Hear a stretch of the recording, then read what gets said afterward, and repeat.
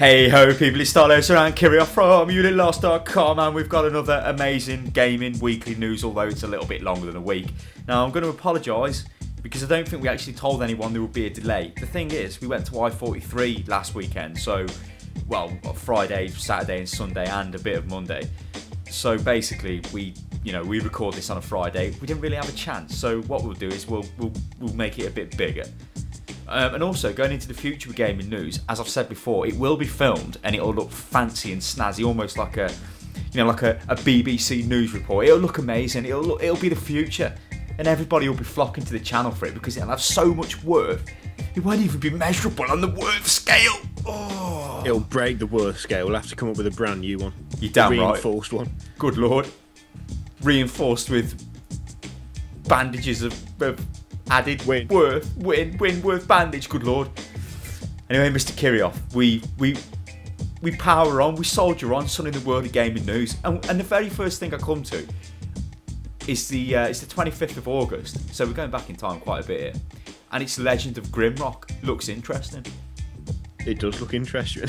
Have you watched the? I take you've watched the trailer. Yeah. It looks quite good. I like it. It looks funky. All big spiders and RPG-ish, but it's first person as well. Yeah, it's just like Dungeon Master, ain't it? The good old games. Yeah. Good lord. Yeah. Good old games. I'm like an advertising platform here. Goodoldgames.com, gog.com. They probably sell it actually. I go buy Dungeon Master off there. So yeah, I mean, it looks like Dungeon Master with better graphics. You can't really go wrong there. In other news, we had a review up of Bastion by Mr. Sinashi, which basically says the game's quite good and you need to go and play it. Now there are also Bastion clips on our YouTube channel. There's an Is It Pure, which is obviously our first impressions review series. I gave it quite a glowing review. It indeed is pure, even though it's an Xbox Live game, but we can let this one off. And the soundtrack's pure as well.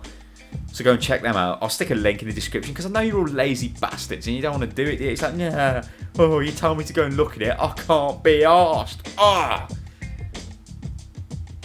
But luckily, there's all it takes is a copy and paste. But then again, what it would take would be like clicking a little thing on the side of the channel for you to see it yourselves. So actually, that's not any better. Well, but the question is, bloke, is Counter-Strike Global Offensive any better than Counter-Strike Source? No. Not if that trailer was... Hang on, let's just, before we go into this, because I think this is going to be quite harsh, right? I played a little bit of CS 1.6 yet, not professionally, not at any kind of competitive clan level or any of that bullshit. I played CSS Source, CSSSS, what am I on about? Counter-Strike Source, so CSS, right? Not at a competitive level, but I played it religiously, and I know Mechwarrior did, on CTU Rougeley, which was an old server we used to play on all the time. And, when I ended, I was in the top 6 of the server, so I was quite good at it, but not any kind of clan gaming. However, I look at Counter-Strike Global Offensive, and I'm sure Mechwarrior agrees. Pray tell me you agree, son. Agree to what I'm going to say before I say it. That's what I'm trying to get out of you. I'm like a politician. Do you agree, sir? I'll agree, sir. I'll agree.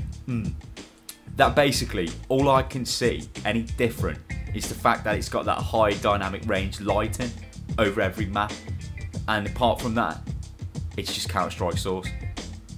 I do agree with that, actually. You've got a Molotov cocktail. When I saw it, I just thought, so that looks like Source, but it's shinier. Is that progress? Yes, I'm sure that is progress.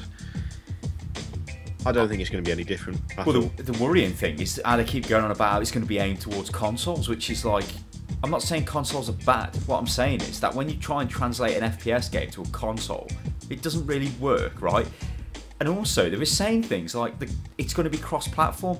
Now, excuse me, sir, if you turned up on a server playing on your PC and there's a load of boys who are playing on their, or girls for that matter, playing on their Xbox or PlayStation 3, what do you think would happen to them? I believe, sir, I'd decimate them. Even if you were like an average PC player, you would totally destroy them. They'd have to have all kinds of stuff like aim bot, basically, wouldn't they, for the controller? Yeah, man, aim assist, I'm a pro. Well, fuck off back to Call of Duty. Well, I'll tell you what, right? I don't know, bloke. We ain't got much info to go on. But, it doesn't look very good, does it, bloke? Well, no, but Not very there's good at all. there's actually one thing that I am sort of, in some ways, I wouldn't mind if it was cross-platform, because that would at least make it funny to find servers populated entirely by Xbox players and destroy them with a Mac like the good old days. Yeah, but surely they'd just ban you, wouldn't they? It'd just be a vote kicker come up straight away. Oh, They get rid of suddenly Kirill. got a keyboard. It'll take them a month to do it. Vote kick, blah blah blah. That's to get that little keyboard up that you get on the Xbox dashboard, and then select I wouldn't know. each I letter. wouldn't know about such things, son. I wouldn't know. Anyway, then we actually went to I-43. Now, if anybody doesn't know what I-43 is, it's a big LAN event. Well, it's the biggest LAN event in the UK. It's held by multiplay.co.uk, who are a server hosting company, and the I stands for Insomnia, so it's not really like an Apple product rip-off, which you can be kind of mistaken for. Oh, I-43. No, it's just an abbreviation of Insomnia to one letter, I. So it was 43, so it was the 43rd one. It was the first one we'd been to in any capacity as press or gamers or whatever. So obviously we've missed 42. But this was the first one in the new Telford International Centre, which was, it's like a big conference centre, and I think there was nigh on close to about 3,000 people there, which was, you know, it was quite a sight to behold. And we've got a gallery up on our website, unitlost.com/gallery. You can find all the links there to pictures from the event. We have also got pictures on our Facebook page, which is like, if you want to go and look at them on Facebook instead of the gallery, that's up to you. But it was quite a good event, wasn't it, Mr. Kirill? Yeah, it was all right. I think maybe there could have been a few things that could have been done a little bit better. There wasn't really enough space for the number of press that were there, because we had one room for about 40 people. I think part of the problem was it's a LAN, ain't it, primarily. So like when we're there as press wanting to see things, you know, like as if we're going to Eurogamer or something, it's kind of like, yeah, there's not that much to look at. But I think next time we go, we'll have to look at maybe getting a Unit Lost group together so we can all go with our computers and have a proper good old LAN, because that'd be funny. Yeah, as we were walking around and looking at the clan boxes and stuff, I just thought to myself, if we could get a big enough group of people that we could get one of these clan boxes just for like a big Unit Lost group, I think that would make it far better. Yeah, definitely. I agree, sir, I agree. Because I think we missed out on most of it, not having our own computers, having to walk around and just use any old dodgy exhibition stand computer that was free. Anyway, we've got loads of I-43 coverage on the website, so check that out, people. The next little thing we got is a secret world beta sign up and some businessy stuff, apparently, Mr. Kirill. Yeah, they released some details about the secret world. You can now sign up to the beta, the closed beta, so you can test out the game. And they've also said that it's going to be a traditional subscription model, so traditional monthly payments and microtransactions at the same time, which is interesting. Well, that's hardly traditional. Is it traditional? Is your EverQuest and your Ultima Online, where we just pay monthly, not have a microtransaction system as well? That's traditional money grabbing tactics, son. It's a bit of a weird mix, because it's either one or the other, but they seem to be going for both. I don't know whether it'll pay off. I'm gonna hazard a guess that perhaps it won't, because why would you pay like 10 quid a month and then pay another 10 quid to dress your character in a fancy frock or whatever?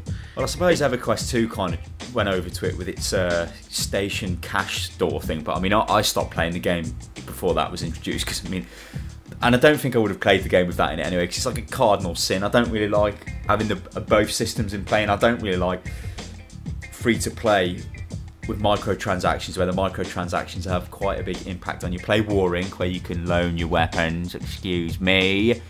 What a terrible game. Anyway, the next thing we've got is Paradox announced Warlock Master of the Arcane. Again, this is another little bit of news Kirill has sticked up, so I'll leave this to him. Well, I have to say, I did start this post with, you can hardly say that Paradox are lazy, because they really aren't. How many games are they publishing at the moment? We don't even know.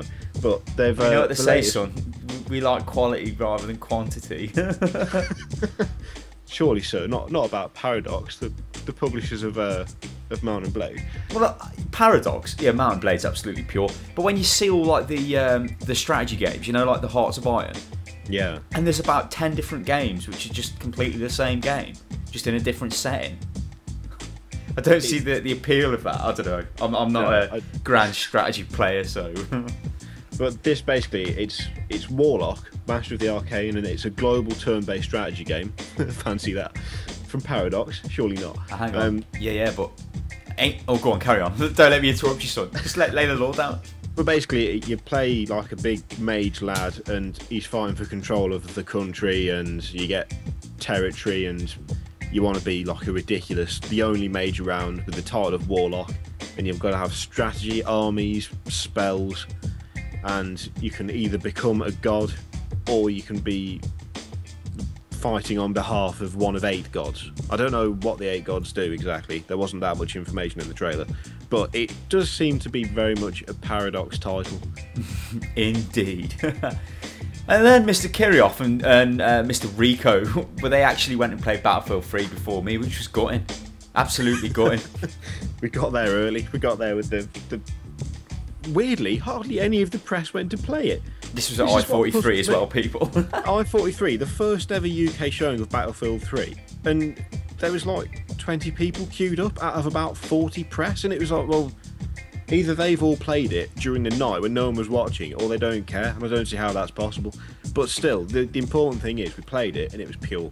And we won big. It's still an alpha build, but the map we were playing on was Metro, which was, it's like a sort of urban environment where you can go through a subway station and you can go up flats and round streets with burnt out buses and stuff. The map was alright. It was a bit big for the number of players because it was only 4 versus 4. Was it 5v5? No, it was 4, wasn't it? I think it was 4v4. Yeah. So the map was a bit big for that because there were quite a few times where you found yourself running around as a squad and there was just nothing to shoot because there was only 8 people in total. But the map was quite good. The sound for Battlefield 3 is absolutely pure, I can tell you that now. Well, when I eventually got onto it, because obviously I played a little bit later when I came back to the event, like, the sound was absolutely just, what the hell? I mean, the sound was good in Bad Company too, but the sound effects just sounded absolutely ridiculous. It was like, what the hell? Hilariously though, they had to keep rebooting the computers, didn't they? Yeah. It's like, we need to reboot it now. It's like, hey, what are you doing? Because it was a little bit unstable, I think. Yeah, what they said was that they rebooted between each match so that the experience would be consistent across all the people who were playing it. The astute among us noticed that actually they needed to be rebooted because when the map finished, that was one team won. The screen went black, and that was your lot.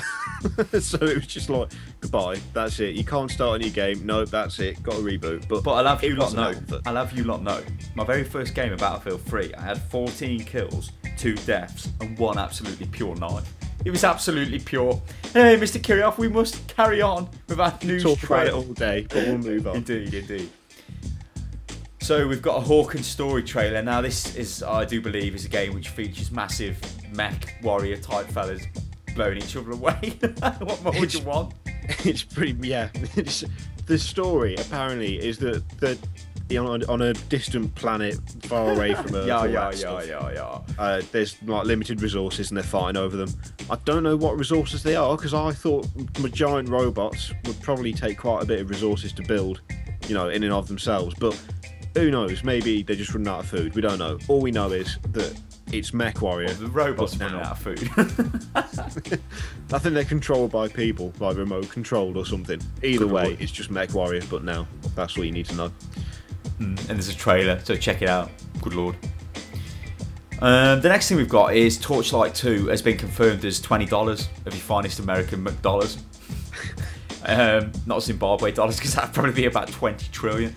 The Torchlight 2 needs to come out so we can play it. That's all I need to say about that. Yeah, you know what the it'll first be one like. was very good. Yeah. And this one's got co-op. So it's like, well, we wanted co-op in the first one. It was crushing it, never had it. Although hilariously with the first one, I seem to remember a guy was doing a mod to make it co-op. And one day he just randomly disappeared and the mod never got worked on again. And then when... oh yeah, I remember looking into that because I was like, oh yeah, co-op mod. Well, what people were saying on the forums before the posts were deleted, because I was checking up on this, because I was like, have they killed him or something? What's going on? They were saying that they wanted co-op in Torchlight 2, and they were talent scouting for people. So it's probably nothing, but I would absolutely wet myself if it turned out the guy who was doing the modding for Torchlight 1 ended up on the team to do co-op for Torchlight 2. It's unlikely, but such things have happened before. Well, it's possible, ain't it? Because you remember with the Counter-Strike guys going to Valve and all that kind of stuff. Yeah. It's possible. And then we've got a Firefall closed beta is imminent, although this was on the 29th of August. I still don't think this has actually come out yet, the beta. But there was a beta sign-up link, on unitlost.com. Obviously search for Firefall and you'll find it, which is obviously an MMO FPS game. It's a cel-shaded game, ain't it, Firefall? Yeah, it's going to be interesting to see how it does next to PlanetSide 2, because they're coming out about the same time. So, but it looked good from the trailer. I don't know. Is PlanetSide 2 been confirmed as with a release date? I thought it had, but I could be wrong. Actually, it has. I don't know. Don't think it has. We're back from I-43 indeed. Max Payne 3's got a new screen. Now Max Payne 3, right, last time I seen Max Payne 3 talked about, he was a Mexican fella with a bald head. And he was like a drug dealer. And he was in Brazil or some random South American country. He was not Max Payne. And then he seems to have gone away. And now he's back. And now he's Max Payne. What is going on here? I've missed most of what people were saying about Max Payne 3 in the first place, so to me it was just, oh, screenshots about a game I knew nothing about. Amazing. The screenshots are on unitlost.com, obviously, and also they look like they're from Max Payne 2. It's like, what kind of graphics engine are they running here? It's like, hey, surely with it being 2011, yeah, you know, Max Payne being a PC title, you'd want to develop it for the PC and not develop it for the console, because I seem to be developing it for the console to me, sir. It does look somewhat dated, don't it, really, indeed. for a PC only title, but is it PC only? I don't know, bloke. Have you just spurted some more random crap out? I'm sure it's, although hang on, wait a minute, it probably ain't. It can't be with graphics like that, surely not. No, maybe not. I'm sure it was supposed to be at the start, because that's the only thing I remember reading about it, that it was a PC game, effectively. But if it's looking like that, then I'm now suspicious. We got Arkham City is actually going to be Windows for Live games. Garbage. Now, I'm not too fussed about this yet, because Arkham Asylum had games for Windows Live, and it was like, yeah, I know you've got to log in, right, and all that crap, but that's it. It doesn't do anything else. It's not like it's affecting you. But it's kind of pointless as to why it's there. I mean, I was having a discussion with Dimitri last night, and he was telling me about Tropico 4. Now, Tropico 4 registers on Steam, but you also have to register it with their stupid online crap before you can play the game. It's like, well, why do you need these double layers of crap? You know, if you've got Steam, that's good enough. You don't need games for Windows Live as well. I think, what was it? Dawn of War 2 did the same thing as well, didn't it, with Steam, and it's like, why do we have to sign in as both? It's like crazy, that is. It makes no sense. Yeah, I was a bit disappointed, to be honest, because I don't like games for Windows Live, but I suppose needs must, because the first one looks incredible, so I do want to try Arkham City at least. So, well, the next thing we've got is Notch. We're basically saying why he's not on Steam. Now, I am not exactly a fan of Minecraft. To be quite honest, I don't really understand why people constantly bang on about Minecraft and watch Minecraft related content on YouTube channels, because it's like, I really don't understand that. If anybody could shed some light on it, then please go ahead. But basically at PAX, somebody asked Notch, but they went up to him and said, alright Mucker, any chance why you can tell me why Minecraft ain't on Steam? And he basically said, Minecraft's not on Steam because we want to make more money, which is kind of strange if you think about it, because you think surely you'd sell more. But then again, we're talking about Minecraft here, and I don't really think Minecraft exactly needs Steam to make any more sales. His main issue was the fact that Steam would want to control any kind of like downloadable add-on content or anything that they'd want to sell. And going off his comment, I don't know whether Minecraft does this already, because I don't know. But going off his comment, they want to add maps and stuff like that, and mods that you have to actually buy to encourage the mod community for Minecraft, as if that needed encouragement anyway, you know, like, ain't it off the scale anyway? So I don't know. I mean, to me, it just seems like Steam, if they don't get their act together and like try and get games like Minecraft and get EA back onto the system and all that crap, they're just going to turn into a little indie developer digital delivery platform. You get me? Like, you get me, son? You get me, boy? They are starting to look as though they're going a bit frayed around the edges, aren't they? I mean, they've lost EA. They can't get other games on because of the how long until terms of Activision service. goes? Well, that's the question, ain't it? I mean, Modern Warfare 3 is still up to be downloaded on Steam, but that could change, couldn't it? I don't think Modern Warfare will change, but in Modern Warfare 3, but Modern Warfare 4 could. I mean, I remember saying about Battle.net. You know, don't Activision own Battle.net? You know, well, they're in partnership with Blizzard. What stops them turning Battle.net into like a delivery platform for everything? You know, Diablo's through it, StarCraft's through it, Warcraft's through it. I mean, they're like the main PC. They're not the main PC titles, but you know what I'm saying. They have got a lot of players. Even Warcraft losing loads of players is still a massive bulk of PC players. StarCraft, massive bulk. Imagine if you attach Call of Duty to that. Fucking hell, son, it'd be massive. It'd be like, oh, good lord. Anyway, the next thing we got, son, is a silent keyboard from Razer off Rico's posted this up. The Razer Black Ultimate Widow, Super Ultimate Winnie McFanny Man keyboard. I have to admit, yeah, it looks like a Razer keyboard. I don't do Razer. I don't know why. I just don't like the look of Razer products. I think they try too hard. But a silent keyboard would be handy for us, and a silent mouse would be handy for me because I'm sick of my mouse clicks getting picked up. But there are other ways of sorting that out. So it's like, yeah. I mean, the Razer stuff. How much is that going to cost? Off the scale. Oh, sir, keyboard, sir. Hundreds of your English pounds, good sir. Or hundreds of your euros, or trillions of your Zimbabwe dollars. You knew I was going to say something. I knew it. What have we got next then, son? What have we got next to discuss? That is a good question. I'll even give you an answer to it. Well, the next thing actually was there was an interview with the Femme Chef voice actress from Mass Effect 3, who is interesting. I don't know. The Femme Chef is weird. I played a female Shepard in Mass Effect and Mass Effect 2. I still don't really know why, but it's an alright interview. It's quite fun to listen to, and the woman herself seems quite funny, so check it out. It's not really got any proper really information on the game, it's just her, but so, it's worth a listen. I don't get why there's so much fuss about this, and if you could play the female Shepard in the other games, well, what's the point? I don't know, there's been a massive fuss over this one, I think, because BioWare have been asking about putting Femme Shep on the cover of Mass Effect, because before you always had the male one on the covers, I think, of the games, and they're talking about maybe putting the female one, and they've made a big fuss over the fact you can play a female one.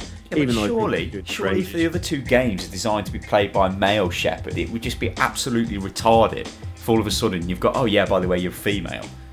Yeah, this is something that puzzled me. Why change the picture this late on? What's the... And that's the only fuss that's come up about it, I think. It's just because they're gagging for advertising it. Get out of my face, BioWare, you scumbags. You read Dragon Age 2, which brings me on to Dragon Age 3.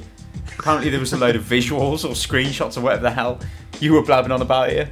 Well, someone asked about the sort of design aspect of Dragon Age 3, and a representative of BioWare, Mike Laidlaw, I believe his name is. Was he anything to do with Dragon Age 2? Genuinely don't know. I hope not. But they were talking about the followers and how they look, and how in Dragon Age 3 they're going to have specific costumes that no matter what armor you put on them, they stay the way they are. Like, they don't look any different. But by doing different quests, you can unlock different appearances for them and stuff.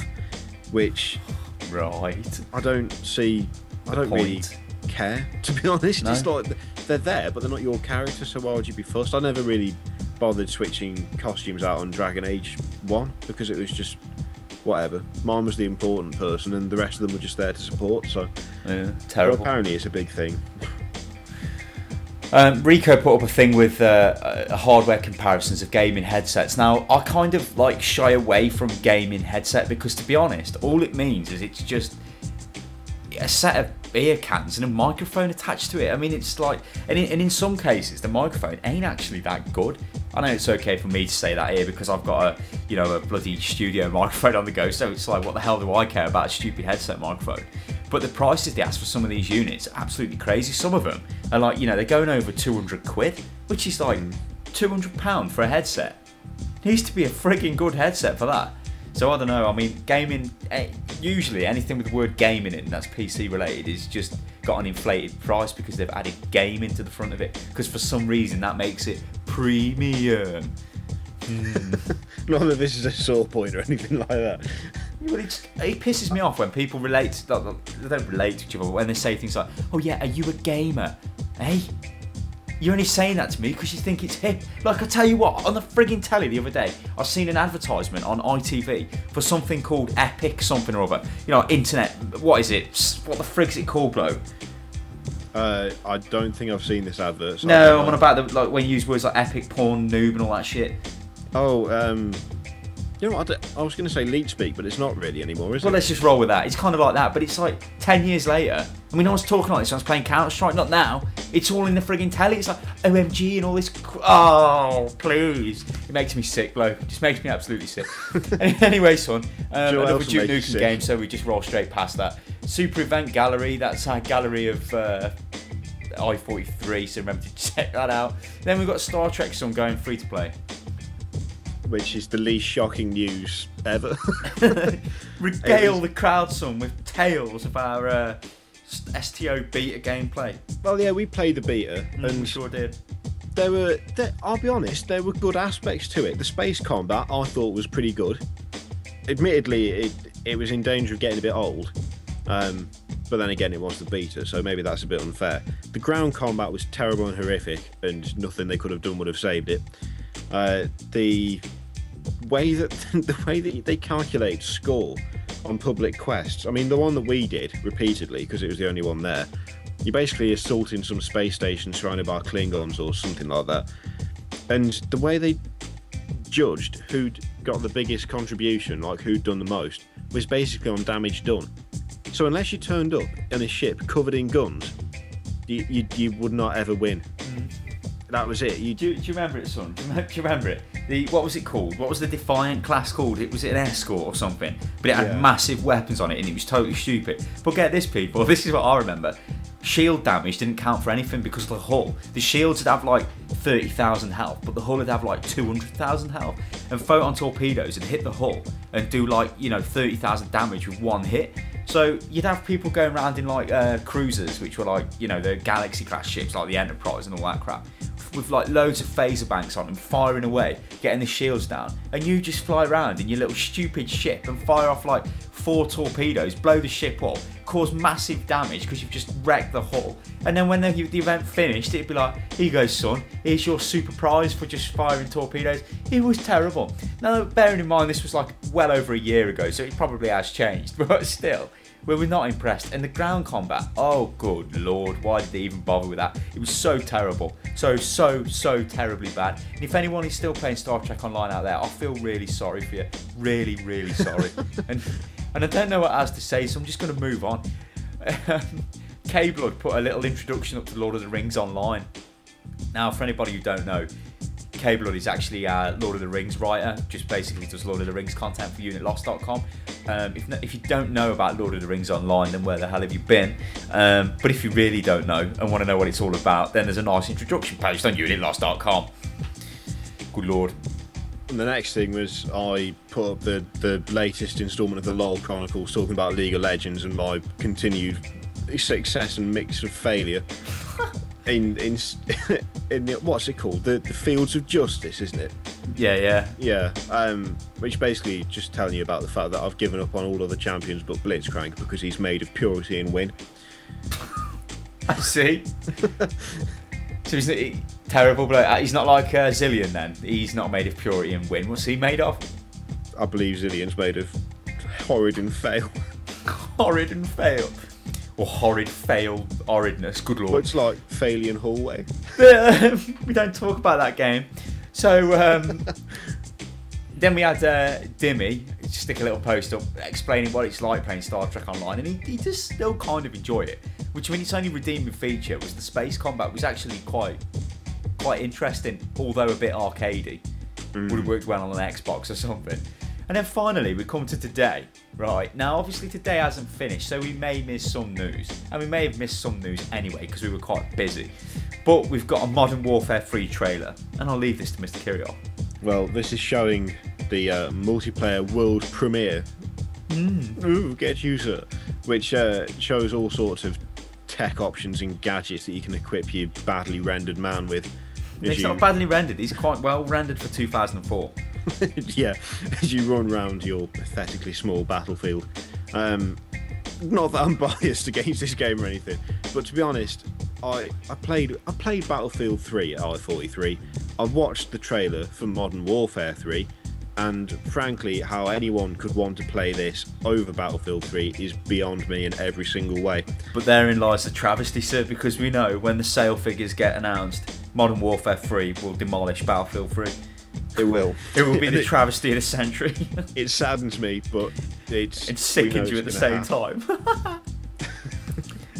So yeah, quite bad. We have got some. I mean, there's some new stuff on the YouTube channel. There's an Alien Hallway, Is It Pure, which is obviously our review series on games, and also Wasteland Angel. If you're a sucker for punishment, I suggest you go and watch both of them. If you're not, then just watch them anyway, because you're showing allegiance to UnitLost.com. I'm sorry, I'm gonna say it. Alien Hallway is the worst game I've ever seen. I'm just coming You out. can't say that. You can't say that, son. I can say it. I played it for all of 5 minutes, but I couldn't take any more. So you're going to be doing a write-up for UnitLost.com, an in-depth analysis of the game. How you did a recording that was over 5 minutes is completely beyond me, because I lacked the mental fortitude to keep going after that.